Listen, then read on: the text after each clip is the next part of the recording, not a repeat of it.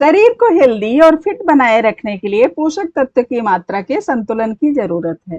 शरीर में किसी भी एक पोषक तत्व की कमी की वजह से परेशानियां बढ़ जाती हैं। अन्य पोषक तत्वों की तरह ही सोडियम भी शरीर के लिए बहुत ही जरूरी पोषक तत्वों में से एक है। खून में सोडियम की मात्रा कम होने से कई गंभीर बीमारियों का खतरा बढ़ जाता है। सोडियम शरीर के लिए मुख्य रूप से नमक और कुछ जरूरी खाद्य पदार्थों के माध्यम से मिलता है। शरीर में सोडियम की कमी को मेडिकल भाषा में हाइपोनेट्रीमिया के नाम से जाना जाता है।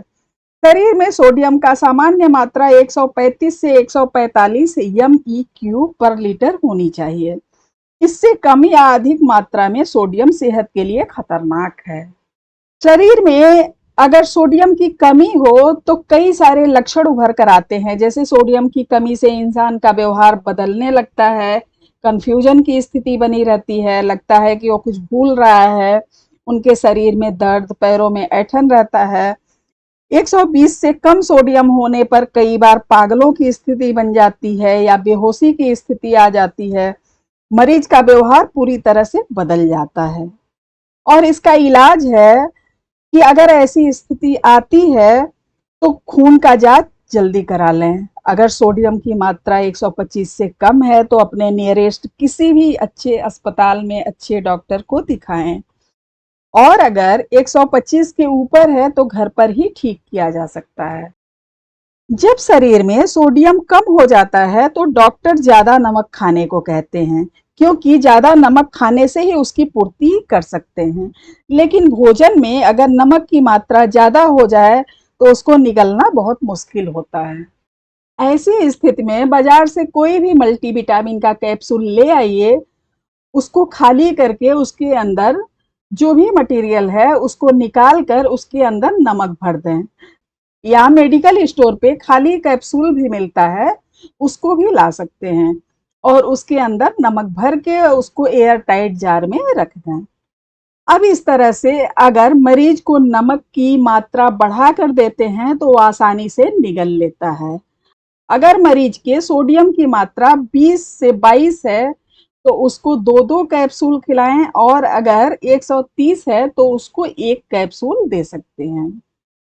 हमें अब कैसे पता चलेगा कि मरीज ठीक हो रहा है? पहला तो है कि उसका लक्षण ठीक होने लगेगा, और दूसरा है जांच कराने से। सोडियम की कमी का जांच होता है सीरम सोडियम की जांच। टेस्ट कराना बहुत जरूरी है, क्योंकि जैसे ही सोडियम कम नहीं होना चाहिए वैसे ही सोडियम ज्यादा भी नहीं होना चाहिए शरीर में। कैप्सूलिंग करके नमक देने में सबसे बड़ा फायदा ये होता है कि वो आंतों में जाके एब्जॉर्ब होता है, तो शरीर उसको एडजस्ट कर लेता है।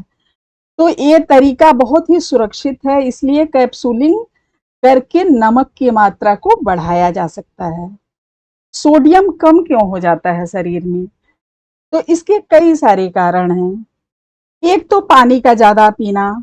जब पानी ज्यादा पीते हैं तो यूरिन ज्यादा पास करते हैं, जिसके माध्यम से शरीर का सोडियम बाहर चला जाता है। और दूसरा है कि अगर हाई बीपी के मरीज हैं तो नमक कम खाते हैं, बहुत कम नमक लेने की वजह से भी सोडियम की कमी हो जाती है। और कई बार ज्यादा वोमिट करने से या डायरिया भी एक कारण होता है कि सोडियम कम हो जाता है शरीर में। या कुछ दवाइयां हैं जिसके वजह से कभी कभी किसी बीमारियों की वजह से सोडियम कम हो जाता है।